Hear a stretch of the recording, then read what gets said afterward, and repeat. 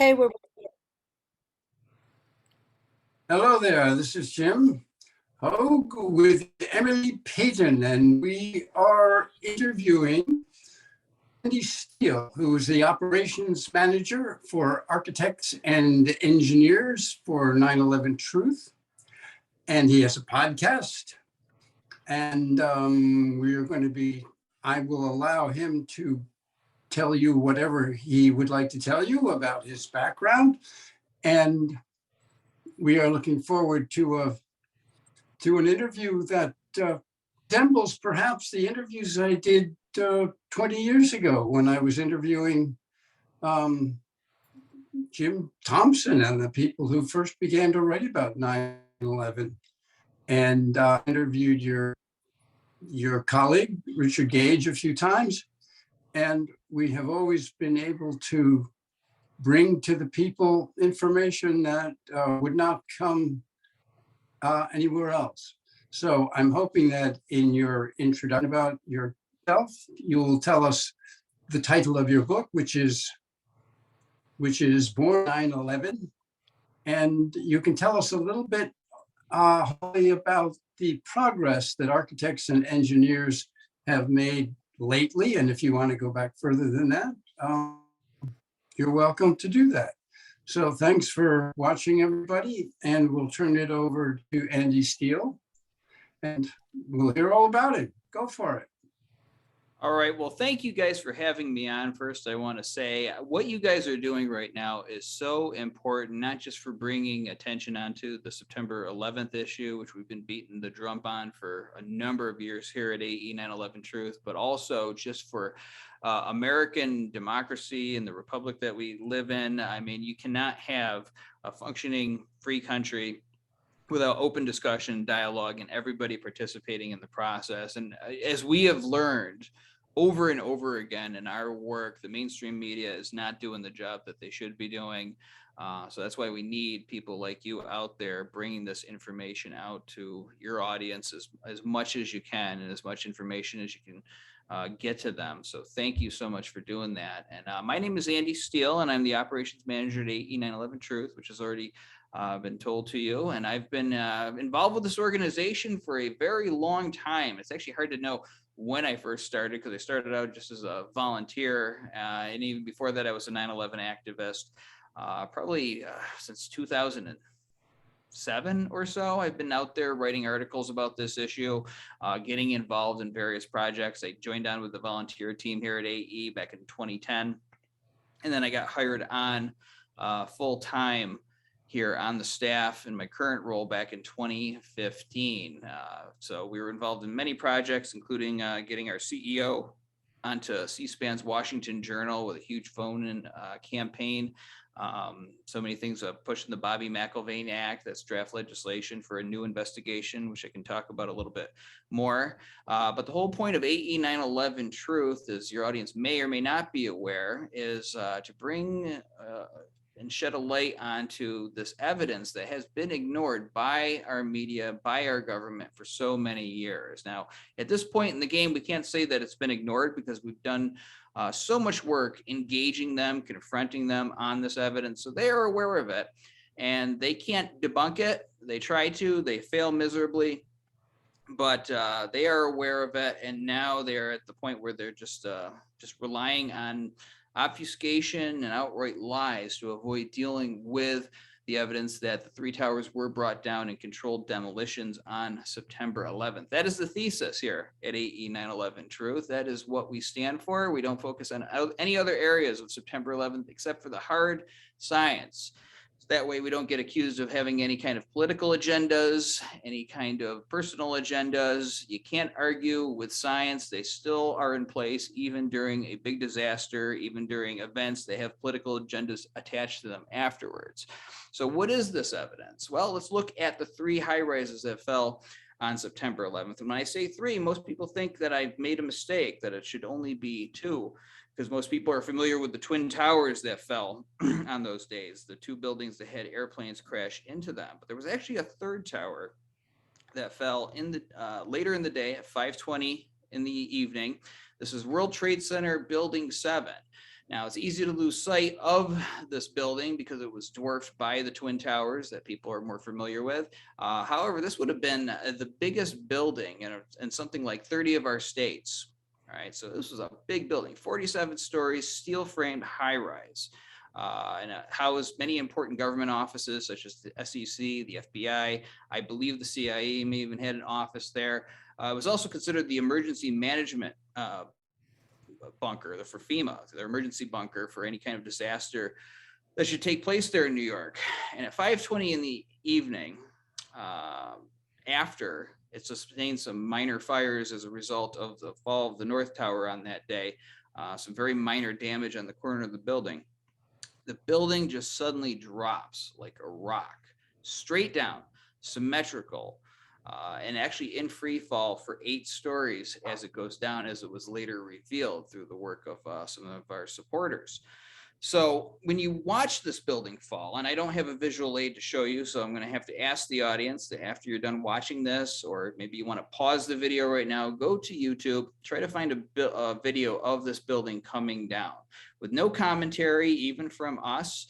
Just watch it for the 7 seconds it goes down, straight down again, symmetrical. So when you watch it fall, it looks just like a controlled demolition. Intuitively, you say, this does not look right. So from that point, we start looking at some of the specifics. When you dive into the explanation that NIST gave us for why this building came down, and there's been a lot of people interested, and it took them a long time. Finally, in 2008, they gave us this new phenomenon that brings buildings down. It's called thermal expansion. Now, I don't know if thermal expansion itself is new, but the idea that it could bring down a steel frame high rise just from random fires for the first time in history is a brand new phenomenon. And so what they claim happened to create what we saw, and I'll try to take some of the jargon out of it, but they claim that in the corner of the building, the opposite corner from where there was any damage, that there were some raging fires, and that these steel beams were framing into a girder, and that the beams expanded because of the intense heat, and they pushed the girder off of its seat, and it crashed onto the floor below, and this initiated an entire chain reaction within the building so that the interior falls first, followed by the exterior, and that is why it looks like a controlled demolition, although they tell you that it's not. They tell you that the reason that it looks like this is because, again, the inside fell and then the outside fell, all because of this process that was going on inside. But when you step back, there's some problems with the story right away. First of all, this has never happened inside a steel frame high rise before. I mean, think about it. For years, decades, we've had steel frame buildings and fires broke out in them. And there's plenty of examples. You can see them out in China, other countries, very sturdy buildings. They catch fire. They light up like a torch in the night. Pieces of it might fall away here and there. But in the end, you always have a steel frame skeleton standing. And a lot of times they're able to renovate it and have it open again for business and bring new office, and companies in there to occupy them. All right. So it never happened before. Suddenly it happens on September 11th, coincidentally, the same day that the Twin Towers fall down. But when you look at NIST's explanation and you look at actually some of the evidence that they have, first of all, their whole explanation, again, thermal expansion, you need raging fires, right? But we have photographs from the day of September 11th, an hour before this building came down, that show the fires were out in the area where they say the collapse initiated. So where they say these beams got hot, pushed the girder off of its seat, started the whole chain reaction, the fires were already out on that day. So there's the first problem with NIST's explanation that they will not address. But also, too, when you dive into what they say and some of their measurements and things, they get things wrong. Now, I'm actually going to cite a chapter, or not a chapter, but a page right from my book, because this is highlighted here. But let's see, they omitted the presence of the stiffener plates and the shear studs in their analysis, which would have countered the thermal expansion and prevented the girder walk-off. And then they also wrongly assumed that the exterior frame of the building was infinitely rigid, so that the expansion of beams on the 13th floor had to move inward, when in fact the exterior walls were quite flexible and any expansion in the floor would have actually pushed the exterior frame outwards. There is a whole long list of these things, of measurements they got wrong, factors they didn't include, parts of the building that they did not include. They left out the presence of the stiffener plates, the shear studs.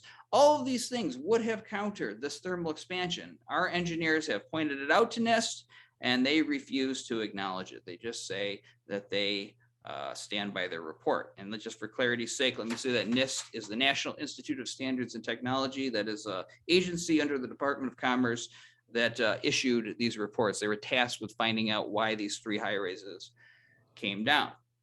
Now, when NIST first issued its report, they were challenged publicly and embarrassed because one of our scientists had run the Building 7 through some physics engineering software and discovered that for 8 stories of this building's fall, this building was falling at free fall acceleration. That means it was meeting no resistance for those 8 stories. How is that possible? It falls into the path of greatest resistance, but it's meeting no resistance. So there's a contradiction there. NIST only acknowledged this in a revised draft of the report, and they broke up World Trade Center 7's collapse into 3 stages of collapse initiation, but they did not acknowledge the significance of the free fall, which is huge. So right there, we have problems with the official story, which is the physics. We have the lack of raging fires. We have the fact that the final report did not take into account all of the facts that were there on the ground. They basically dry labbed their entire report. That means they're basically cheating, taking out pieces to try to make their analysis happen. And when you actually look at the models of World Trade Center 7 coming down on that day, and you compare it to what happened in real life, it looks like nothing like what really happened. In the NIST models that they release, the building begins to crumple on itself like a soda can. It begins to twist and turn, and then they stop it. In real life, the building came straight down. Now, it's interesting because NIST defends them stopping their computer animation by saying that they only wanted to go up to the point of collapse initiation instead of just modeling the building's entire fall. Well, yeah, but that's when the interesting stuff happens. That's when it begins to not look like what happened in real life. So why not just model the entire collapse? Of course, they won't do that. When 9/11 Truth activists ask for the input data on their computer models, NIST says that we can't. They cite a law that was passed in 2002 that says that the government can withhold information if they feel that it would jeopardize public safety. And they say, yes, if we release the models on this building that no longer exists, then it would jeopardize the safety of the public. Of course, that is a very flimsy excuse. They just don't want to have their data checked. So for the longest time, the 9/11 Truth movement was left with just looking at the videos of the building, but not having a computer model to go by, to research and analyze. That was until AE 9/11 Truth spearheaded a fundraising campaign for the University of Alaska Fairbanks, led by Dr. Leroy Halsey, a very prestigious engineering professor down there, and he modeled World Trade Center 7's fall. And what UAF found was that NIST's story was completely impossible for them to mimic what happened in real life. NIST could, what NIST claims happened inside this building could not have happened. However, not only did they disprove the NIST model, but they were actually able to replicate what happened in real life by removing the interior columns and then the exterior columns pretty much simultaneously or within a few seconds of each other. And there you go. The building comes straight down, symmetric, and but UAF doesn't get into this any further. But when you step back and think about it, how do you remove all of those columns virtually at the same time? You can't do that with random fire. Random fires are a chaotic, organic process, and don't affect the building all in the same areas in the exact same way. So the only way you can do that is with controlled demolition, which is exactly what happened on that day. So a lot of people don't know about World Trade Center 7, but a lot have called it the smoking gun because it is so important and it is such an obvious, blatant flaw in the official story that most people just watching it fall know exactly what happened that day or what didn't happen. Now, I want to just open up for any questions if you guys have them for me. Well, you mentioned that maybe we could find a clip of it. Would you like me to look for that, or I'll leave it up to you? Absolutely. Okay, Absolutely. I'll pause us and go look We, for that so we can share it. we can do that. And in the meantime, people listening to this, it's recorded. They can stop the recording anytime they want and go to see several different versions of the demolition of Building 7, even the one that the Brits, where the Brits reported that it had collapsed before it had collapsed. Yeah, that was good. Yeah, that is a very good point to bring up, and that's something I forgot to mention. So this is a unprecedented event, not something that never happened before, but somehow the BBC was able to tell everybody ahead of time, 20 minutes before, that World Trade Center 7 had already collapsed. This is 20 minutes before it did. The lady, Jane Stanley, is standing there with the building still standing behind her, saying the Solomon Brothers building has collapsed. That was the other name for World Trade Center 7. And then actually before it actually did collapse, they lose the feed suddenly. And, I speculate it might have been kind of embarrassing for the building to actually come down after she had already reported it. That would have been bad form. CNN also reported it early as well. Nothing seems to embarrass them. And I don't know whether you heard my interviews with Richard Gage or not, but or whether you've saw them afterwards. But what he and I were talking about, and I will quote him, he said, they make shit up. When they want to prove their point, they just make stuff up. And if you tell enough lies in the process, you can come up with any conclusion you want. If you say that the building did this when it didn't, then you can follow up on that lie and tell people whatever you want to tell them.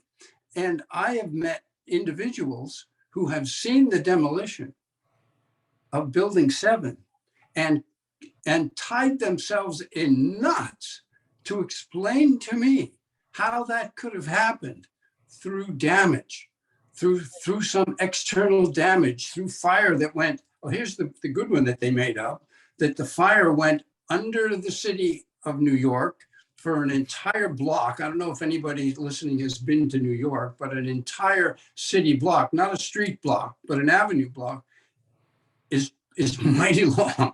And this fire went underground, ignited a fuel tank toward the middle of Building 7, and that caused the building to fall down. Now, that was a blatant lie that people believed, and other people said, oh, well, it was like a volcano.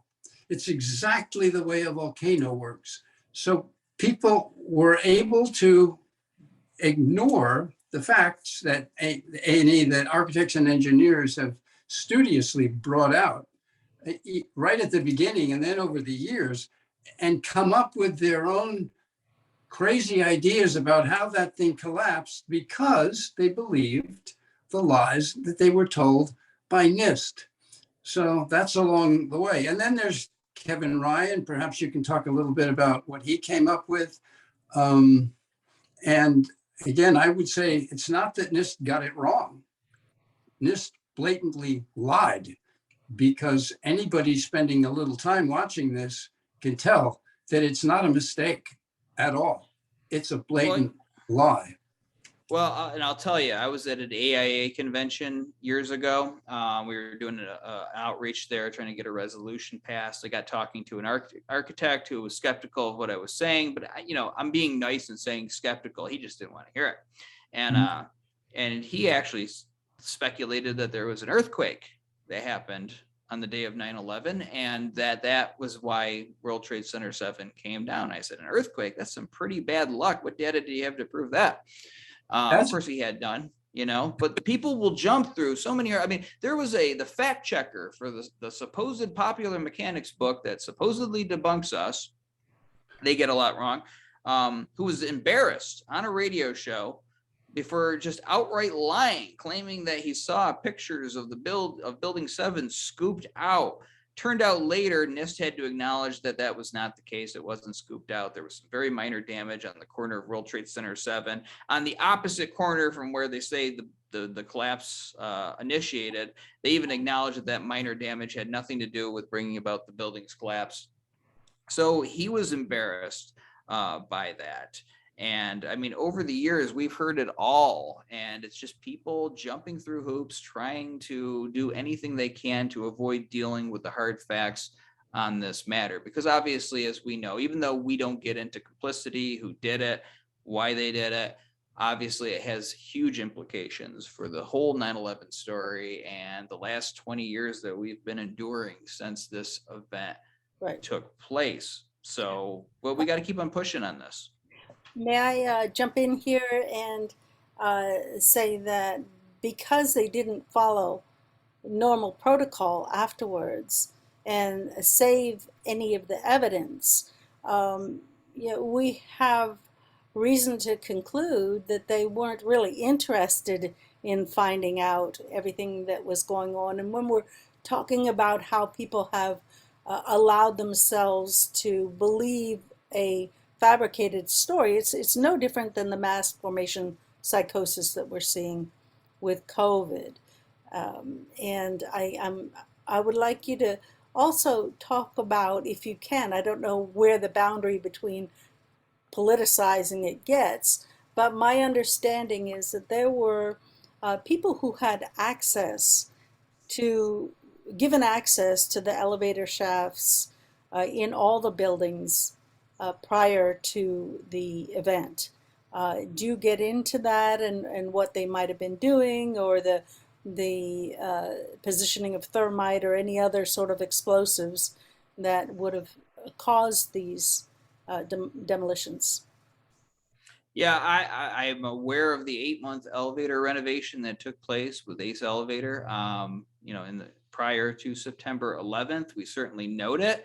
Hard to know what went on during that without being able to talk to people.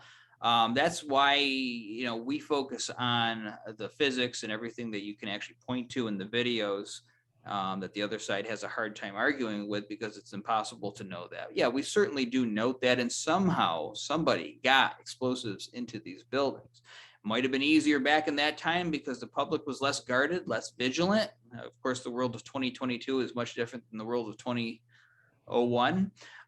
But yeah, we are aware of that. We have looked into that, but there's only so much information you can gain on that when it's not captured on video like the fall of the towers was.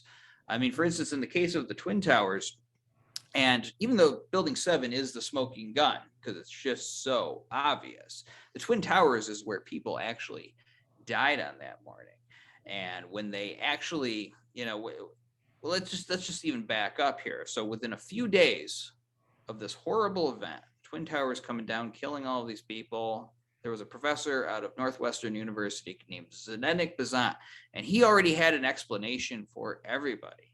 And this explanation was that the top block of these towers, so let's imagine like the each twin tower broken up into 3 pieces. You have the top block above the airplane impact, you have the airplane impact zone, and then you got all these floors down below. So in this top block, that when the buildings, when it came down, it crushed the lower floors all the way to the bottom while somehow committing suicide, because we never see a top block sitting on all of the rubble at ground zero. Now, there's some problems with this story, and this was documented in a paper by Tony Zambodi and Graham McQueen. It's called The Missing Jolt. Is that as you watch this top block hit the lower portion, it doesn't slow down. It doesn't decelerate. It actually accelerates and into the path of greatest resistance. So think about this. Even if you have a hammer hitting a nail, right? Even if it drives that nail through the board, the hammer will still slow down as it hits the nail. The only explanation for this is that all of the core columns and everything in the lower structure was being removed simultaneously. And this is what the evidence shows. In fact, the top blocks of these buildings disappear within the first 4 or so seconds as they're coming down. So it can't be, there's nothing to do the work of driving the building all the way down to the bottom. In fact, on the South Tower, the top block begins to tip over to the side. Now, and then it changes its direction. Like, so there's action going on with the core structure in order to make it change its momentum, because it should have fallen off to the plaza below. But instead it falls back into the building, and then we never see it again. This could not have happened. And, it can't crush all the way down to the bottom. Interestingly enough, I've seen Hollywood movies get this concept right while NIST gets it wrong. There was a movie I saw where an airplane clips the top of the Washington Monument, and even though it's a different kind of construction, the physical characteristics of this are the same, and it crushes down a little bit, which is what should have happened, and then either falls off to the side, breaks, disappears. But this should not have happened. And just like we were talking about World Trade Center 7's computer models only going up to the point of collapse initiation, so does NIST Twin Tower models. And then they say, oh, the rest is just what you would expect to happen. Now that is a cop-out. That is that is a group not wanting to address the physical impossibility of this entire story. And see, even the dog agrees with me. And so when you think about it, the Twin Towers and their computer model, they say, oh, what happened after collapse initiation doesn't matter. Well, that's where all of the people died on that day. They died as a result of what happened after that initiation of collapse. So NIST should surely address it. When we watch the Twin Towers come down, you can see visible squibs, puffs of dust, of building materials shooting out far below the collapse line. Right, so the building's collapsing up here, and you see little explosions going off way down here. So there is a problem with this entire official story that has been documented by AE 9/11 Truth for many years. This is a fact that I just became aware of not long ago. I love harping on this one because it's just so obvious. So on one of the towers, the airplane only, they claim that the collapse initiated on a certain floor, but only the tip of the airplane touched that floor. So there was only a little bit of damage. So there wouldn't have been the raging fires and damage needed for that collapse to initiate on that floor. So there is another problem with NIST's official story because it doesn't even match common sense. It doesn't match really what happened, ignores observable facts, and at the very least justifies an entirely new investigation. So, that's always the first thing, is the impossible physics of these towers collapses is the first reason why you should go to 9/11. While you're on the impossible physics, there is a law in physics that anybody in high school knows, which is that if you have asymmetrical damage, you cannot have symmetrical collapse. And so that's the big elephant in the room for NIST. They completely ignored that fact.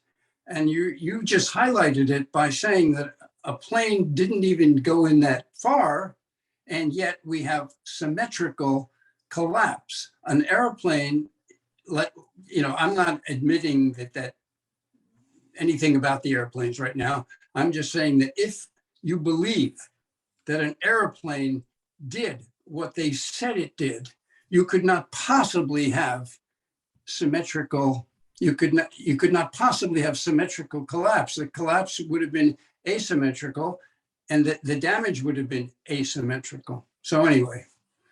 Yeah, and another thing too is they pretend like these towers had no core columns around them. Actually, I can find footage from the day of September 11th where they're just claiming that these are just some slabs hanging onto the walls, and that's how these mighty towers stood for so many decades in New York City with so many people in them without running into any problems. Of course, that's not true. There were core columns, and there was an animation put out by Nova before NIST gave us the official story.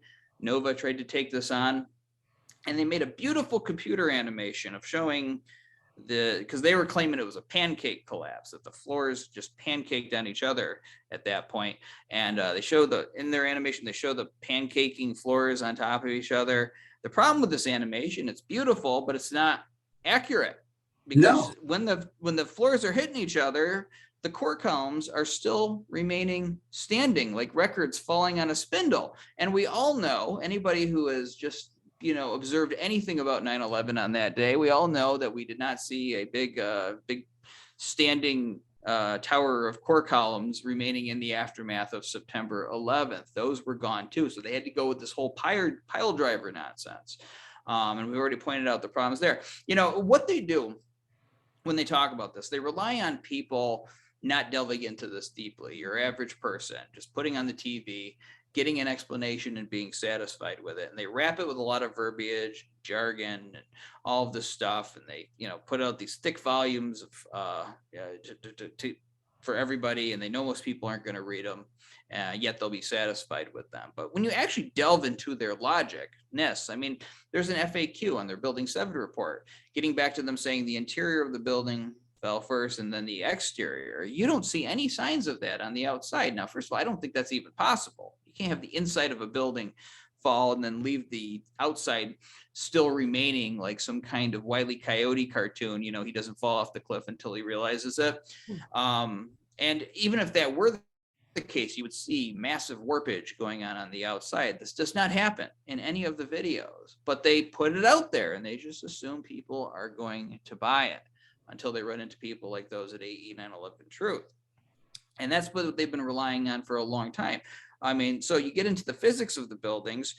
You also have the extreme temperatures. They've made a joke out of this phrase over the years, but that doesn't stop it from being true. Jet fuel does not melt steel. It doesn't get hot enough to do that. But we have molten steel, molten iron being found at the site on that day. I mean, FEMA, they did an initial report of the site and they documented steel with a high corrosion attack, Swiss cheese in appearance. All right, so the steel was evaporated. That takes 4,000 degree temperatures that jet fuel cannot account for. Where did this come from? I mean, we have workers from the day of, or from the cleanup of September 11th and the weeks that followed, reporting their boots melting on the pile, picking up debris and seeing a little river of steel flowing there. I mean, we have satellite images that show fires burning for weeks after the attacks. And so what can account for this? Where are these high temperatures coming from? And then we get into the third part of why people should investigate September 11th, which is what was found in the dust. So there was an independent team of scientists led by Niels Harrit out of Copenhagen, Denmark, where they analyzed the dust, and what they found were these little iron microspheres. And they weren't the only ones that found them. Actually, a lot of other, quote, official reports. What'd you say? Stephen Jones found them. Right, he had found them too, right? And there was a lot of other studies that found them. They were so prevalent in the dust that official studies use these iron microspheres to distinguish World Trade Center dust from what's called background dust, which is dust that has nothing to do with the World Trade Center disaster. That's how prevalent they were. They were used to identify World Trade Center dust. And this is not in question by even the official stories or the official sources that these iron microspheres were here. So when Stephen Jones investigated it and his entire team, they found these red-gray chips in there, and they did ignition tests on them. And what they found was that the red-gray chips would have a thermitic reaction. They would form these little iron microspheres when ignited. Now, the other side wants to say, oh, that's just primer paint. There's nothing to it.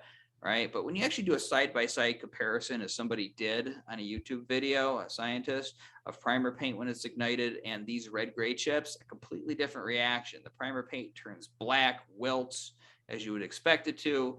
These actually ignite and, again, form these little iron microspheres, which were found so much, all throughout the World Trade Center dust.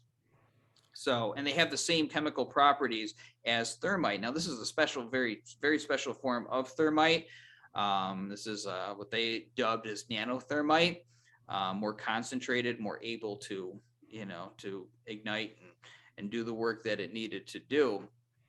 And as some people may or may not know, there are structural steel cutter charges that have been patented, which utilize thermite through a narrow channel to cut steel in the way that would have needed to have been done on September 11th.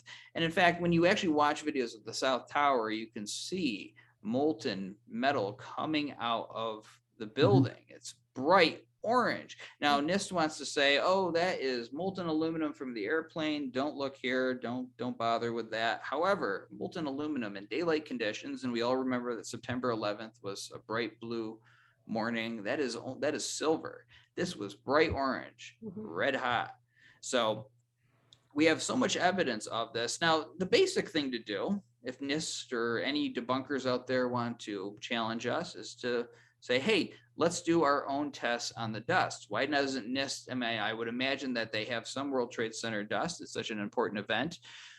Conduct the same test that Niels Harret's team did on your own dust samples, but they refuse to. And what's their excuse? Well, we don't expect to find anything. All right. So we don't expect to find anything. We're not going to do the test, but how do you find something unless you do the tests?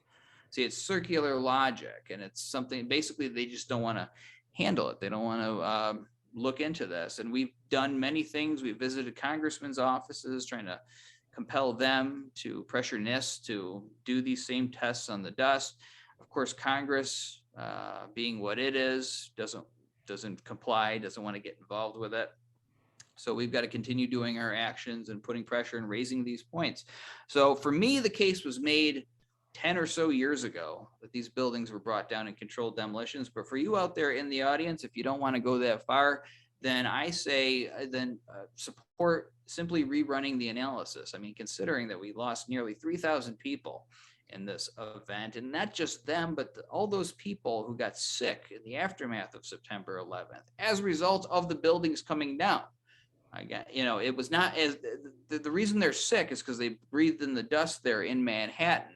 So it's not because airplanes hit the towers, it's because the buildings pulverized and came crashing down that day. So they're suffering as a result of it too. So because so many people are suffering as a result of this, shouldn't we have a better understanding of what really happened on that day? So you should support a new investigation too, if for no other reason to satisfy people like me who keep raising these questions and all of this controversy. And you can join our call for a new investigation by going to ae911truth.org, sign your name to that petition, and all it is calling for this rerunning of the analysis, which I think is a long overdue. Andy, would you please describe why this has become a passion for you, and bring to the point the importance of being able to trust our governments and trust the work that they're doing? Would you describe why it's this particular event for you has motivated you to spend so much time and effort? Well, I think about the fact that people died on that day, obviously. I mean, and those people didn't do anything other than go to work that morning. I mean, people who were waiters and waitresses at the Windows on the World restaurant, not involved in any political intrigue, yet got caught in the middle of everything that went down. And I put myself in their shoes. I mean, I have a fear of heights. I don't like to step near any edges. I get vertigo and all of that. And I think about those poor people who were trapped with fires raging underneath them. They couldn't get out, and they had to make a choice of whether they were going to burn up or jump out the window and die that way. That was the only choice they had left, one of two options. That is a terrible position to be in. Now, they died on that day, but they have families and friends and loved ones who still remember this event. And I guarantee it pops into their minds at least once a week since this event took place. People like Bob McIlvaine, who lost his son Bobby on that day. Something I didn't even get into in discussing this are all the reports of explosions on September 11th. 118 first responders documented explosions going off on that day. The coroner who oversaw Bobby's autopsy the day of September 11th said that Bobby was killed by an explosion there in the lobby as he was entering into the building. So where is the justice for Bobby on that day? Where is the justice for people who did nothing other than go to work? Now, we have the Bobby McIlvaine World Trade Center Investigation Act. This is draft legislation that would do exactly what we've been calling for. We've been lobbying Congress for this for years. It's still out there, can still be passed. And it's named after Bobby to remind us as to why this is so important. So for me personally, this is a step too far, what happened on that day to all of these innocent people. And then just the after effects of September 11th and the world that we live in. I don't know how more people can't step forward and get involved and get passionate about this. Well, I can tell you part of my conversation with Richard Gage was who are the culprits. And of course, it's wisely against your protocols to discuss who. But some of the who actually proudly took pictures of themselves and showed themselves in front of the shape charges, as I recall, and were regarded as pretty cool dudes when they got back home to Israel. And so there are only two entities on the face of the earth that could possibly have done this when you realize what was done. And one was the CIA and the other was Mossad. And the CIA didn't take pictures of themselves at work, but Mossad did. So that has to be utterly, completely ignored. And I understand why it has to be ignored by you, because all hell would break loose if you actually got into who done it.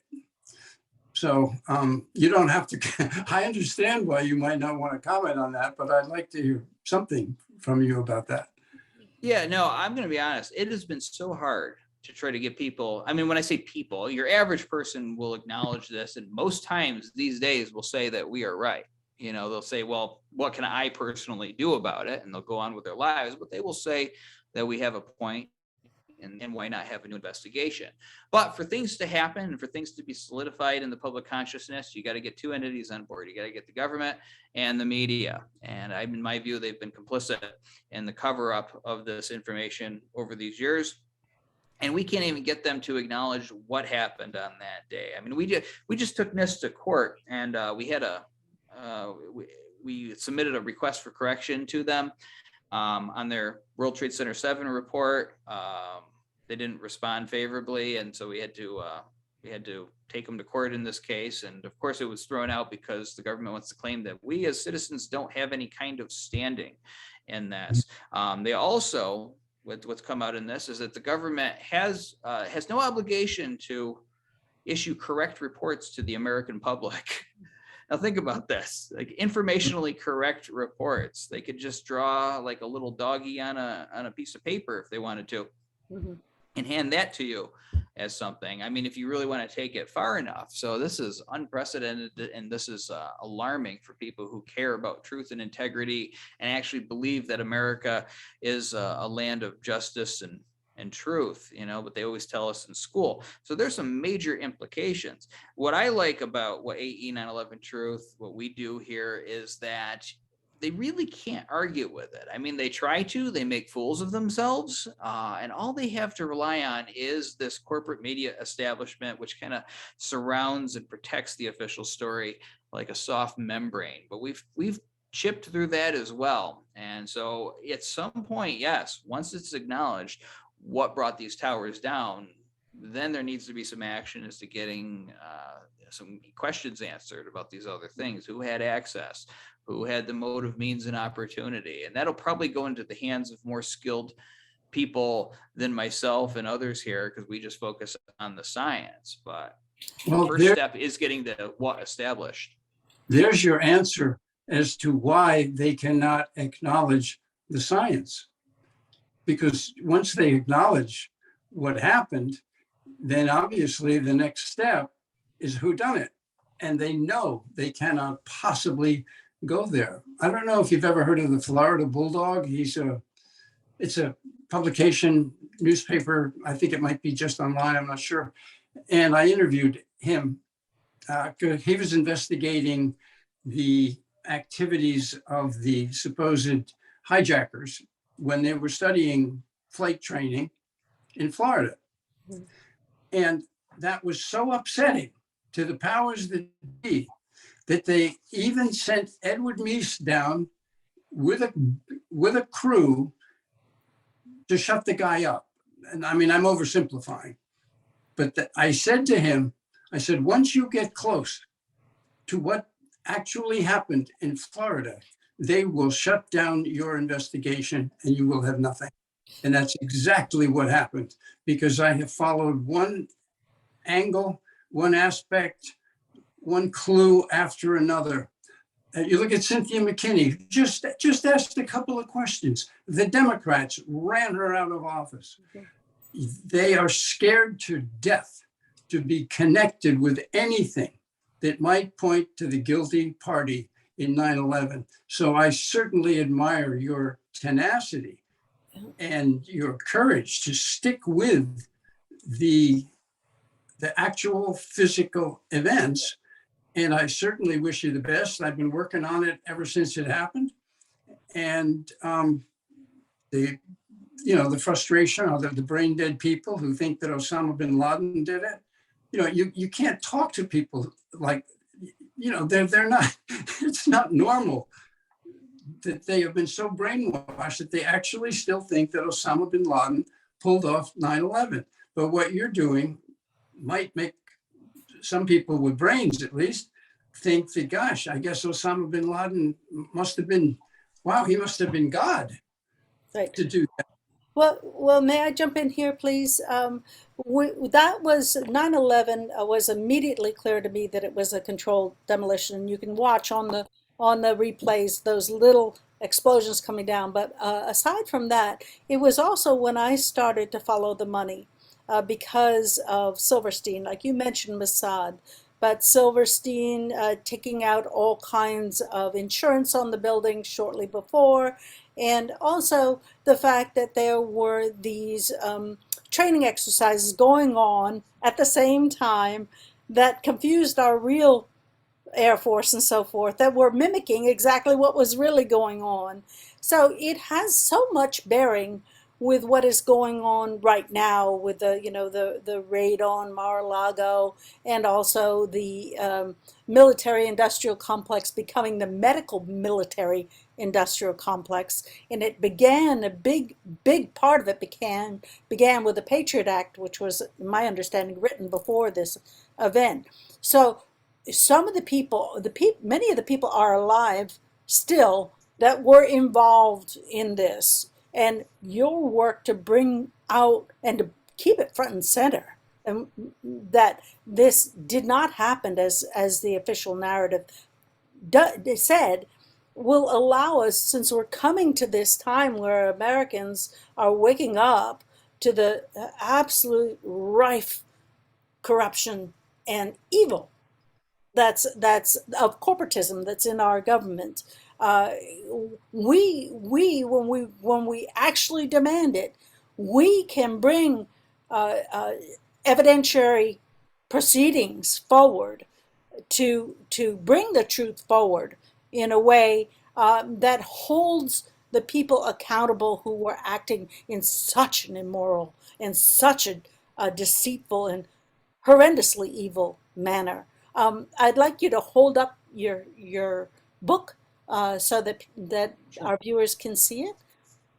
Yeah, sure. So we're always looking for new ways to get the evidence out there. We've made documentary films. We have books that are more of just an explanation of the evidence, like manuals on that. So I had this idea, I have got some art skills here. Why don't we do a graphic novel? So that's it right there. Born Okay. on 9/11.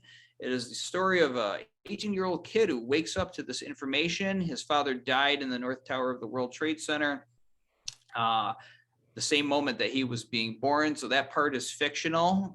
He goes on this crusade to expose the information. So even though it's a fictional story, it has all of the facts that we were talking about here, and probably even more that I forgot to mention, included in this book. It's a good story. It's got endorsements from a number of people. They're right here on the back of the book. You can get it at ae911truth.org. We're working on getting it on Amazon slowly. A lot of hard work trying to get stuff on Amazon, more than we anticipated. It's not that easy, but yeah, it should be there pretty soon. So yeah, you can buy it, and we've put this out. A lot of people interested in it. We've got, as I said, documentaries at our store too. We just released one last year called The Unspeakable. It's about the families on September 11th questioning this. We're going to be putting out a new documentary around the anniversary. I don't believe it has a title yet, or if it does, they haven't told me yet, but it's going to be focusing on the corporate media and their complicity in all of this. So look for that. And if you aren't signed up for our emails at AE 911 Truth, that's how we tell you what we're doing and what we're up to and keep you involved in it. So go to our website and sign up. All you gotta do is put your email in there. I think you used to be able to get a free copy of Beyond Misinformation, a PDF of it when you did so. I don't know if we're offering that anymore, but if you write to me, I'll send you a free PDF of Beyond Misinformation. You can write to us in our contact box. But yes, sign up for our emails, because this is how you know what is going on. The New York Times is not going to report any of this to you. Fox News, MSNBC, all Thank those goodness. places are not going to. They're not going to tell you all of the great things that we are doing, or the fact that the government is doing everything they can to hide from this evidence. But we will tell you all about it. And of course, there's my show too, which we feature every week, 9/11 Free Fall. It's a video podcast. It pretty much will look just like this, except there's a new person on there with me every single week. All of the engineers, architects, scholars, activists, the great people that make this movement what it is. So you can check that out at 911freefall.com. So we have so many things. Just begin by going to ae911truth.org and learn more about us. And I want to let you know, I don't know whether you realize you're in very good company with about 9/11. I've read 4 of them, and I even wrote one called, not a book, but the Ballad of Ladder 5. But here's 11/9. It's a fictional book about, and it's kind of a parody of the 9/11 story. Only, well, I won't go into it. I don't want to take up the time. But 11/9 is a good example of fiction. Victoria Alexander wrote Locus Aminus, which is interviewed her. Yep. about 9/11. Sibel Edmonds wrote The Lone Gladio, which is a real thriller. And Mark Estrin wrote a book, I think it was called Skulk. So it's out there, these fictional books about 9/11, which are based on truth. And I wanted to ask you, is your book, I know it's a graphic novel, which may be the first, I'm not sure about that, about 9/11. Did some of your information come from the families directly to help your main character move along? Yeah, the main focus of the, quote, conspiracy part of it is around the evidence that we've been talking about today, because it is an AE 9/11 Truth publication. Interestingly enough, though, we have real life people show up and make cameos in this book. Among them is Bob McIlvaine, who I cited earlier. He lost his son Bobby on the day of September 11th. We have appearances by Tony Zambodi, one of the authors of the Missing Jolt paper, and Roland Engel, who's from our CEO now, and he's an engineer, and he makes an appearance as well. So, and I had all their blessings. They all got to look at it first and approve it. And the evidence that we cite is directly from here. Actually, I had a great bunch of editors. This is the book right here. Lots of nice pictures, but I had a great bunch of editors. Let me just get that page up here in front of me, even though I know who they are by heart. But we have them listed. It's actually a little bit later that I have that page, but oh, there they are. And great people there: Craig McKee, Kelly David, Susan Clay. They were making sure that my grammar stayed on track and all my punctuation was right. Ted Walter, I consulted with him about evidence points, and then we got a great cover designed by Jeff Long. I couldn't do anything without all of these people. It's my name on the front of the book, but these people were just as much a part of it too, and I couldn't have done this without them. So I want to give them their credit as well.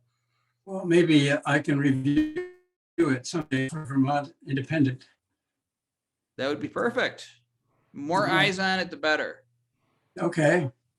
Well, Emily, do we have any more burning questions for Mr. Steele? No, we have questions for our audience. Our audience really, it's upon us to really seek the truth and to demand the truth and to demand that our government doesn't skimp on the truth and holding people accountable.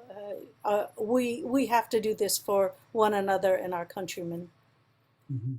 Yeah, I remember speaking with Eric Hufschmidt a few times. I had him on my radio program. And within a few days of the event on 9/11, Eric Huffsmith said, we have enough evidence now Right. to begin any kind of a normal. I mean, if the country functioned, there would be investigations left and right beginning now. And they have never, ever happened. And of course, the big book of fiction about the whole thing was the 9/11 Commission report. Right. They had to stack up a lot of lies and they had to leave out most of what happened in order to put that report out. But it sure looks slick. And David Ray Griffin did a wonderful job deconstructing it. So anyway, it's a fight that I'm going to keep fighting. Mhm. Me too. Thank you, Andy. Thank you for Thank your you. work. Thank you for your patriotism. I'll put this up on BitChute after Emily sends it to me. All right, great, guys. Thanks for having me on. Thank you. Thank you very much, Andy. Bye-bye. Let's